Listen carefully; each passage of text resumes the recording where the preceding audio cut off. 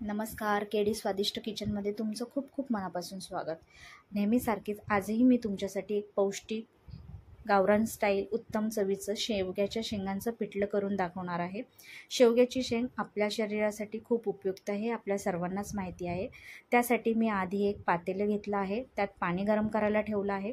मीठ ॲड करून त्याच्यामध्ये आपल्याला त्या शेंगा उकळून घ्यायच्या आहेत.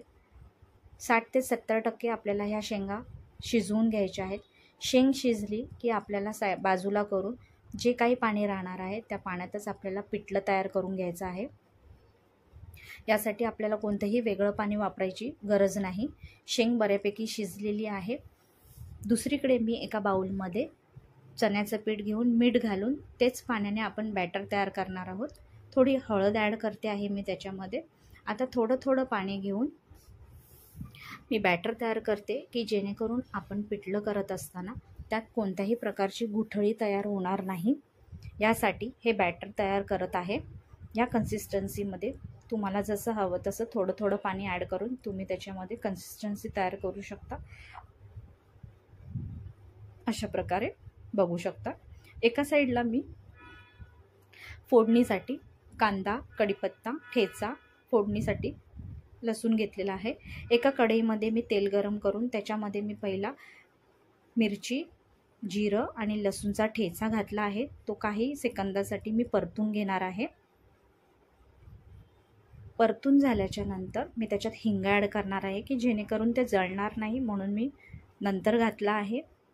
ते काही सेकंदासाठी परतून झाल्यावर मी त्यात कढीपत्ता आणि कांदा ॲड केला आहे.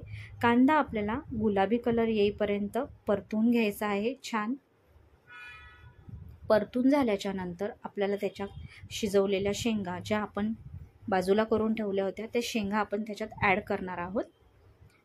शेंगाही आपल्याला त्याच्यामध्ये छान परतून घ्यायच्या आहेत. आता ह्या स्टेपला आपल्याला मंद गॅस करून तयार केलेलं बॅटर सोडायचं आहे आणि हलक्या हाताने आपण ते ढवळून घ्यायचं आहे की जेणेकरून आपलं पिठलं खाली लागणार नाही.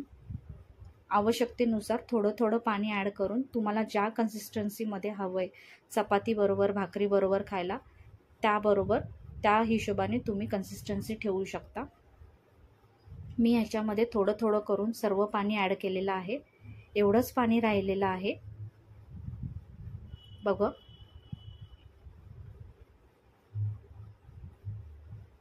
आता आपण हे पिठलं छान हलवून वाफ घेणार आहोत. पिठलं तयार होईपर्यंत मी एका साईडला ज्वारीची भाकरी तयार करते आहे. आपली ज्वारीची भाकरी बनवून तयार झालेली आहे. शेवग्याच्या शेंगांचे भरपूर फायदे आहेत. कोलेस्ट्रॉल कमी करण्यासाठी, BP नियंत्रणात ठेवते. मधुमेहासाठी सुद्धा शेवग्याची शेंग खूप उपयुक्त आहे. आपलं कॅल्शियम वाढवते, हाडं मजबूत करते. हे बघा, पिठल्याला छान वाफ आलेली आहे. आता त्याच्यामध्ये पिठलं होण्यासाठी जास्त वेळ लागत नाही. त्याच्यामध्ये मी थोडीशी कोथिंबीर ॲड केलेली आहे आणि काही सेकंदासाठी आपण पुन्हा एकदा थोडीशी वाफ काढणार आहोत. हे बघा, अशा प्रकारे आपलं हे पिठलं रेडी आहे. मी गॅस बंद केलेला आहे. आता मी ह्याच्यावर तडका देण्यासाठी लसूण आणि काही प्रमाणात कढीपत्ता घेतलेला आहे आणि गार्निशिंगसाठी कोथिंबीर घेतलेली आहे. हे बघा, तडका मी तयार केला आहे. त्याच्यामध्ये मी फक्त थोडा आता लाल तिखट घालणार आहे.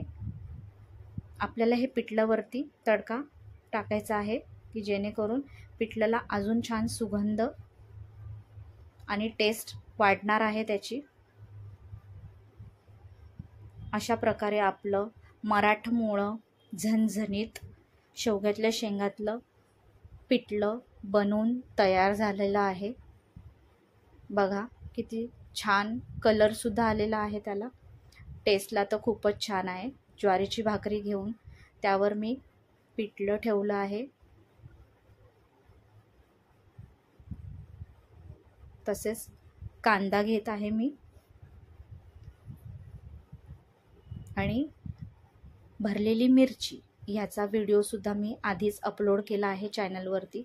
अशा प्रकारे आपलं मराठमोळं गावरान स्टाईल शेवग्याच्या शेंगाचं पिठलं बनवून तयार झालेलं आहे.